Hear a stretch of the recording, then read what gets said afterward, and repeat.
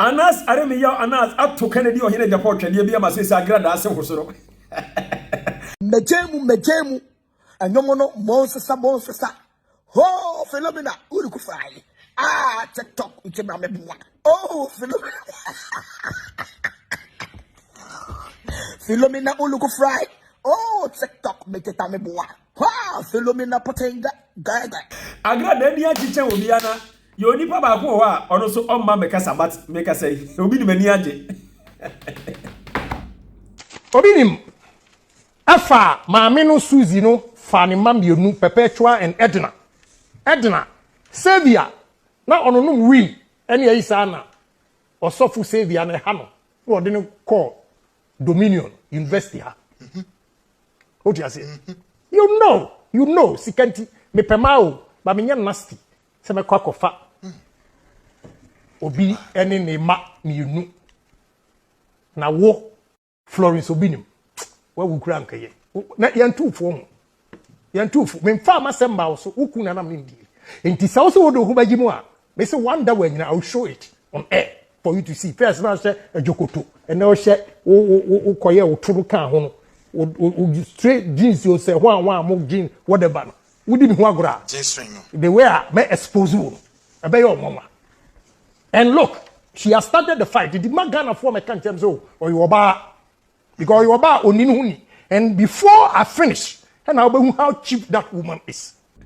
Reverend Abafo say we gina no one penny once but also on the low na ni age enyo no nko awo nipa bi ni ma Kennedy Agyapong ene kwakua na de ne net TV etena so dwodwo wonum se force mu Brazil no ekire wonum ase gu wani ase a na asofo bi ni mo ho a de na o kana yen kura wonum deserve se okọ jail na ebinim so ho a eye nim guase a enye no kura nka wono so onabo Kennedy Agyapong no enye na adudanko akofo ado ni atrofo hene ba omi amamu o ni be sei Ghana yasomdua a se judicial service na no kure eni judicial service no ma sabre no any police service no sabre no nanka wo se onabo Kennedy Agyapong so wonum timi twa damage ba wo dwen sei ye twa Kennedy Agyapong kura damage em konkosi aga enti wo jaye Anas ayire no so be twa damage Anas de kosi sei ebi atire kura ma Anas mpo no wo se nya asem court ho Wunya me so because me ma example say Anas we cromfo se ono antimi kofa u constating kofo app wo Dubai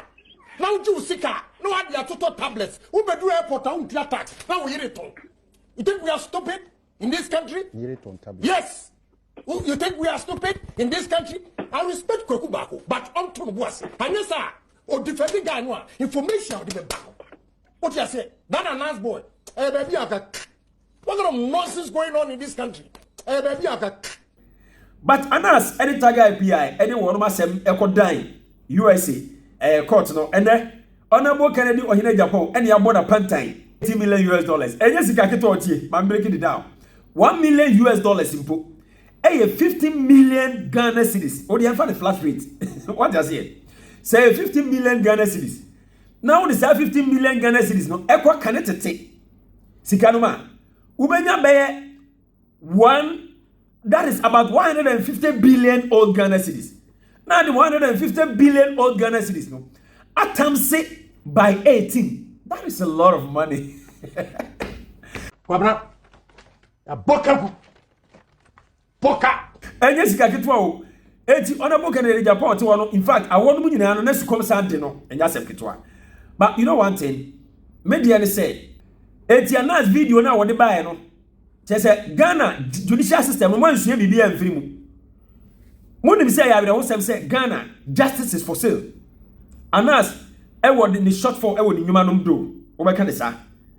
But criticism say dem Anas no dodo na ye how corrupt. Any say ye yagye ketasehye ne proya tom no nti na ama ye hu ni say the short force no do so no.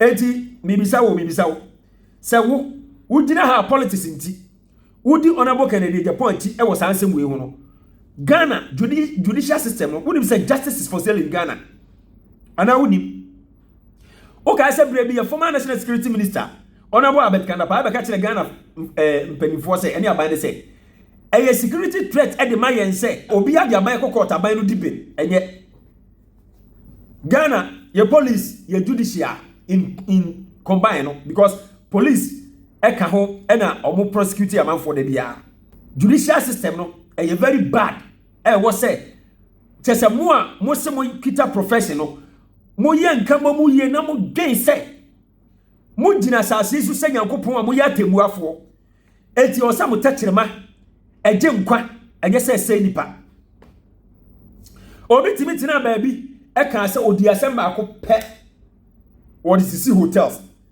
sa asem na wodi yodi sisi hotels no na ne yonko ne na busunya bi abo asesa wo jail roto in jail wo jail no de ayeyi ye tua oka wadwuma wo ye nana enti Anas Aremeyaw Anas Honorable Kennedy Agyapong ensema wotene TV so kaaye eno ena wanya ho nsunsuanso no meti asesi yi se me fa Honorable Kennedy Agyapong na me gu nanim asesa no keka nsema kese fa ne ho mani wura ni ntwom threaten the life ne sa niam na I was say minya evidence minim se Honorable Kennedy Agyapong enya evidence by the way obi ababo nti se enye no kre eno so mo ne say me de me hu video na so post to me mo na ba me bo me o se enye no kre se Honorable Kennedy Agyapong e twa ne sa damage no mo hu hweo se Honorable Kennedy Agyapong eba be ye flag bearer edima NPP a then you will see more. Oh se Honorable Kennedy Agyapong echi di for me ye video amoba ase na mo ni amre sa ewiase de ewugu no eno na wutwa ebedu bre bi de me ye se be contradict me ho pe eno na me baba be bomechi enti oda se ni bia wo ye bibia na wahwe ni ye dirty works Honorable Kennedy Agyapong ye nyina no NPP na de ne ye brai okwakope primaries presidential primaries some who the NPP for na de ye no omo list 10 sins of Kennedy Agyapong edu bre bi no chairman wuntumi anu butom oso obeche Kennedy Agyapong atum wa kasa woka obi agimi manumi ho sami wa MPP manumi ho sami wa MPP moye nkwasiafo kwan a wo faso a wo de kasa mechrew aye showdown ani ade no ene mani ntwa sanya sa na wo trete mi bie wa meme ya chew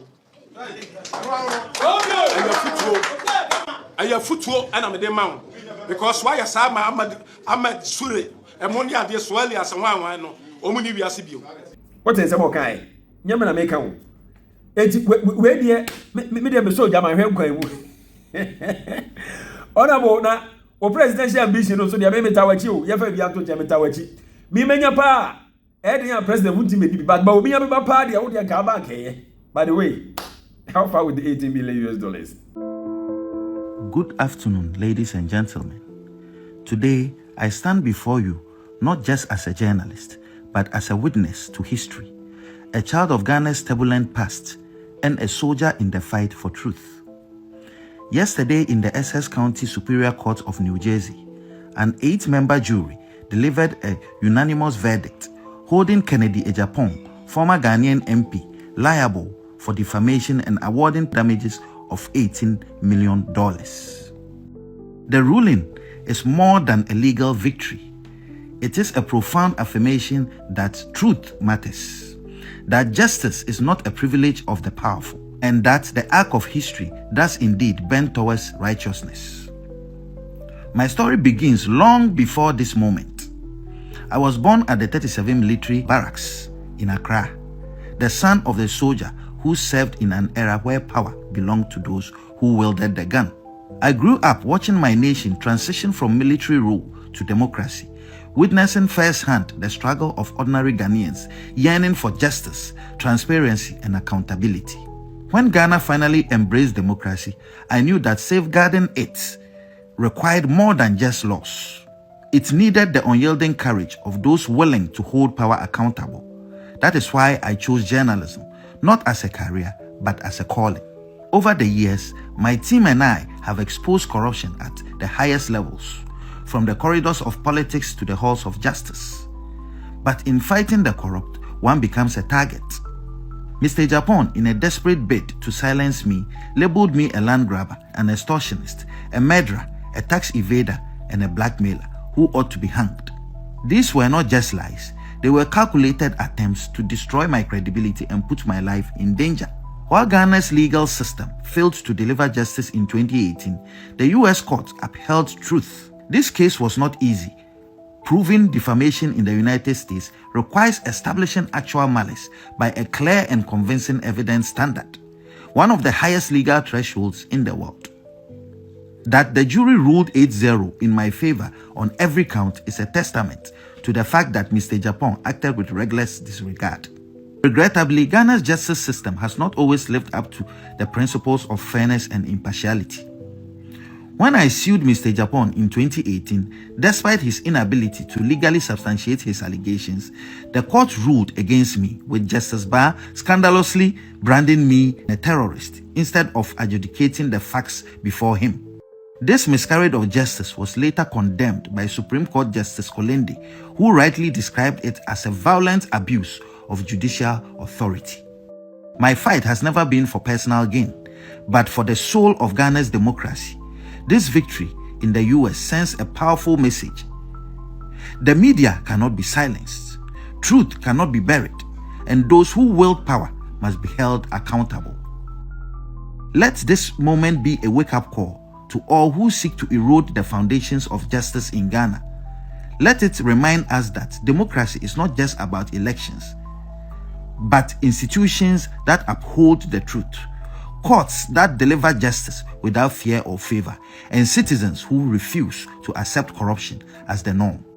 To my legal team, Andrew Dehere Esquire, Atawamega Esquire, Evans Salasi Adeka Esquire, and Odei Crow Esquire, I am forever grateful for your dedication to justice. And to my supporters in Ghana and around the world, your unwavering belief in the fight strengthens my resolve. The battle against corruption continues. We will name, shame, and jail. Ghana deserves better, and I will never stop fighting for a future where justice is not a privilege of the powerful, but the right of every citizen. Thank you.